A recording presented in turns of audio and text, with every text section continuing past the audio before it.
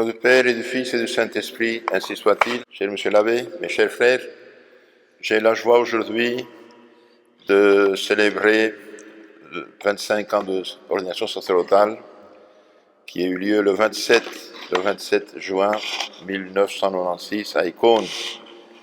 Deo gratias, bien voilà, sont passés 25 ans au service du Seigneur, 25 ans de prière, de prédication, de baptême, de mariage, de secours aux malades, aux moribonds.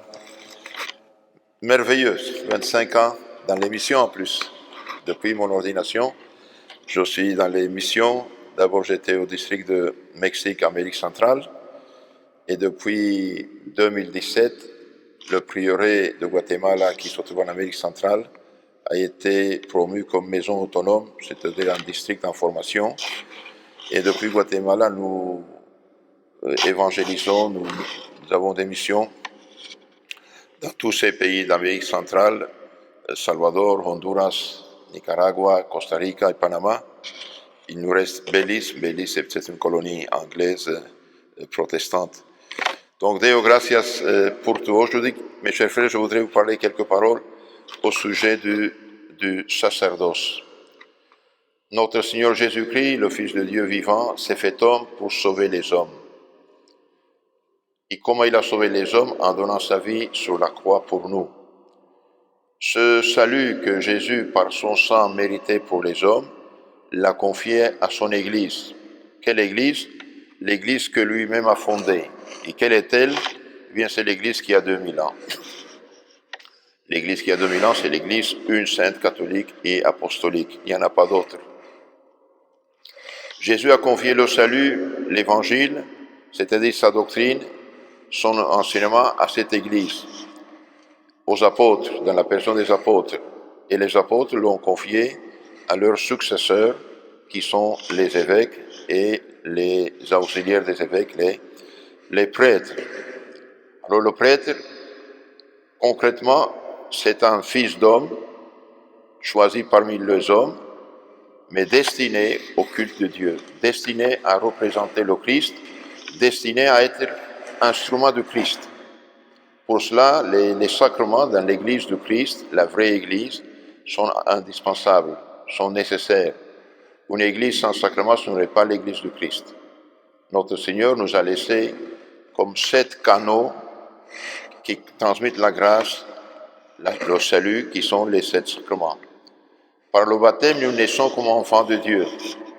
Jésus nous communique le salut, nous fait enfants de Dieu, ouvre devant nous la porte du ciel, nous donne la grâce, la charité, l'Esprit Saint, la foi, l'espérance, les vertus et les dons du Saint-Esprit. C'est comme un enfant qui naît. Il faut grandir, croître, c'est la confirmation.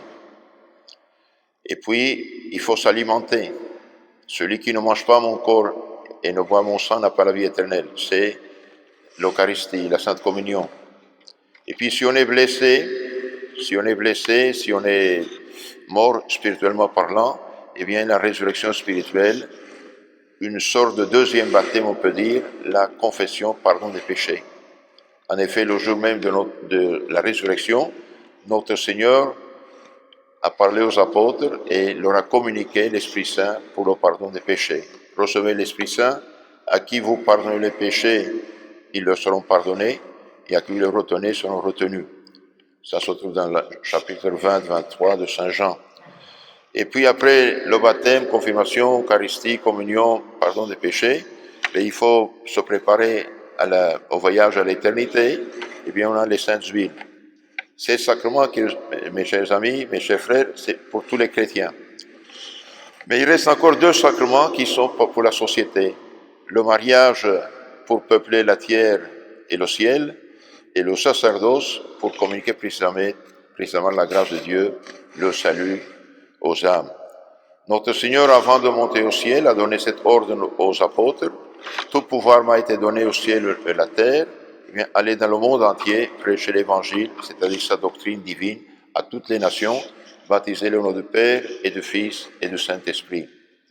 Le devoir de prêtre, eh bien, c'est précisément communiquer la lumière du salut aux âmes, illuminer les intelligences, sur la vérité humaine et divine, et puis les sortir du péché s'ils sont dans le péché, pour leur communiquer la filiation divine au moyen de la grâce. Malheureusement, aujourd'hui, les vocations manquent, les vocations manquent. Le sacerdoce, en partie, a été, on peut dire, modifié. Au lieu de faire des hommes de Dieu qui communiquent la grâce, la vie éternelle, l'Esprit Saint, la vie divine, eh bien, on a tâché de transformer les prêtres en des assistants sociaux ou des agitateurs politiques ou autre chose. C'est ce qui a causé dans plusieurs pays catholiques, spécialement en Amérique centrale, des guerres civiles terribles dans les années 80-90. Aujourd'hui encore, on est en train de payer les conséquences dans tous ces pays-là.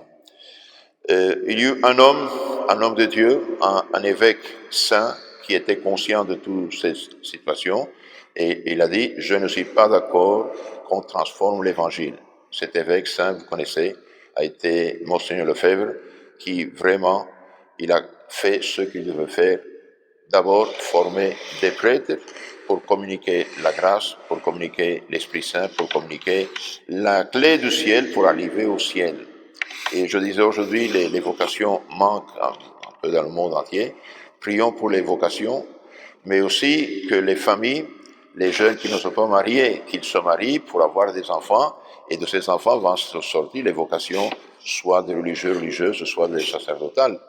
Un jeune homme, une jeune fille qui se marie, par exemple, cette année, eh bien, on peut dire, dans 25, 26 ans, 27 ans, eh bien, il peut avoir un fils prêtre, une fille, une religieuse. C'était important aussi de valoriser le sacrement du mariage, qui est un instrument de Dieu pour continuer la procréation des hommes.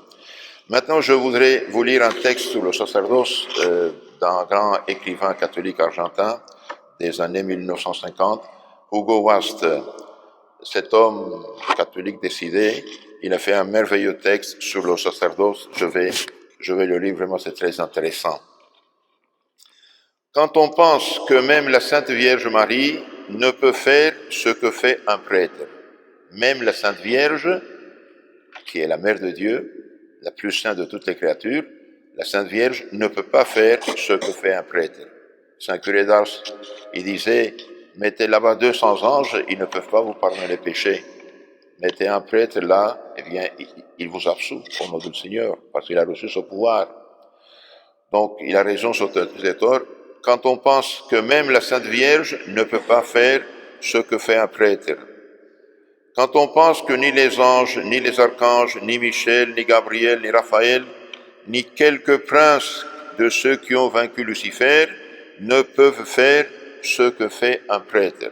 Les anges ne sont pas des prêtres, ne peuvent pas faire ce que fait le prêtre. Quand on pense que notre Seigneur Jésus-Christ, dans la dernière scène, a réalisé un miracle, le plus grand de la création de l'univers, avec toutes ses splendeurs, et ce miracle fut celui de convertir le pain et le vin en son corps et en son sang pour alimenter le monde. Celui qui ne mange pas mon corps et ne mange pas ma chair n'a pas la vie éternelle.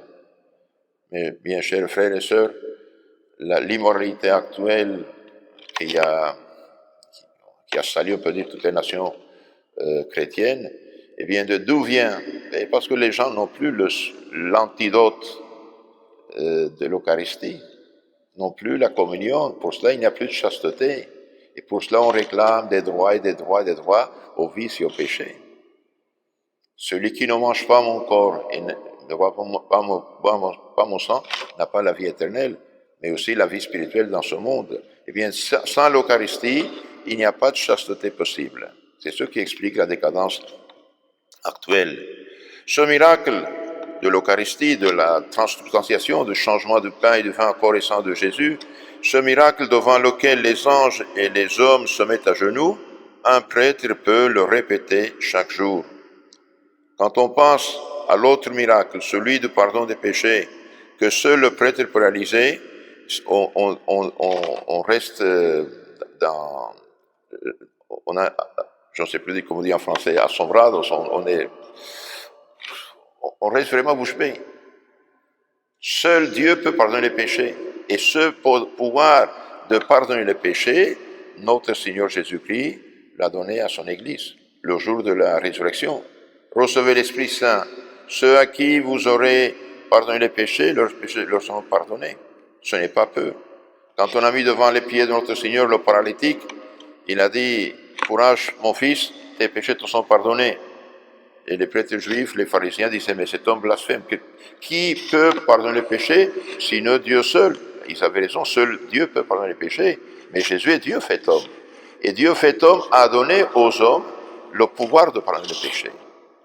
Le péché, vous savez, c'est le plus grand malheur de l'humanité. C'est quoi ce qui donne pouvoir aux démons? C'est le péché. Et qui peut détruire, expulser le péché de l'âme, purifier l'âme, lui donner l'Esprit Saint, la charité? Le prêtre. Le prêtre. Pour cela, les saints prêtres confessaient des heures et des heures et des heures. Saint Curé d'Ars, Saint Padre Pio, Saint Jean Bosco et tous les saints prêtres. Et tous ces confessionnaux, c'est pour quelque chose. C'est résurrection. L'unique opération chirurgicale qui est garantie 100%, c'est le confessionnal. Sauf si le malade veut le salut. Donc le deuxième miracle, en plus de convertir le pain en corps et sang de notre Seigneur, eh bien c'est le pardon des péchés. Seul le prêtre peut le réaliser. Ce que le prêtre au fond du confessionnal délie, eh bien Dieu même dans le ciel le délie. Allez en paix, vos péchés sont pardonnés. Au nom du Père et du Fils et du Saint-Esprit. Pour l'autorité du Père et du Fils et du Saint-Esprit. Ce n'est pas n'importe quoi. Ce n'est pas n'importe quoi. Et malheureusement aujourd'hui, les nations catholiques, partout, spécialement dans les pays où encore la foi n'est pas morte, mais elle est abandonnée d'une certaine manière, dans tous les pays africains, tous les pays américains, eh bien les sectes protestantes forment un christianisme falsifié, un christianisme light, un christianisme qui n'est pas celui de l'Évangile, et il élimine au moins 6 des 7 sacrements. C'est une catastrophe. Hein. Quand on pense que l'humanité a été sauvée et que le monde subsiste car il y a des hommes et des femmes qui s'alimentent chaque jour de ce corps et de son sang rédempteur que seul un prêtre peut réaliser. Le pain des anges, le pain qui donne droit à la vie éternelle, le pain qui nous défend du mal. En effet, vous connaissez par le catéchisme, l'Eucharistie, non seulement augmente la grâce, la sainteté, la présence de l'Esprit Saint dans nos âmes, mais aussi efface nos petits péchés véniels et nous préserve des péchés mortels, comme dit le Concile de Trente. L'Eucharistie préserve des péchés mortels. Pour cela, j'insiste, mes chers frères, quand vous allez à la messe, tâchez toujours de communier. Et s'il y a un empêchement, confessez-vous le plus tôt possible et communiez. Sans communion, on ne peut pas vivre dans ce monde paganisé. Et malheureusement, vu que nous sommes blessés par le péché originel, nous avons inclination vers le mal. Je continue le texte de cet auteur. Quand on pense que le monde mourrait de faim si ce pain et ce peu de vin manquaient, le monde actuel perdu, c'est ça. Ils n'ont plus ce pain qui donne la vie spirituelle, la vie vraie. Quand on pense que ceci peut avoir lieu parce que les vocations sacerdotales manquent, et lorsque ceci aura lieu, eh bien, le ciel et la terre vont entrer en crise comme si la main de Dieu aurait cessé de les soutenir. Et les peuples souffriront de faim et d'angoisse, ils demanderont ce pain et ce vin, et il n'y aura personne pour le leur donner. Les peuples demanderont l'absolution de leurs fautes, et il n'y aura personne pour les absoudre. Les gens mourront avec les yeux ouverts, comme dans un horrible spectacle. Quand on pense que nous avons plus besoin d'un prêtre que d'un roi, nous avons besoin plus d'un prêtre que d'un roi, d'un militaire, d'un banquier, d'un médecin ou d'un maître d'école.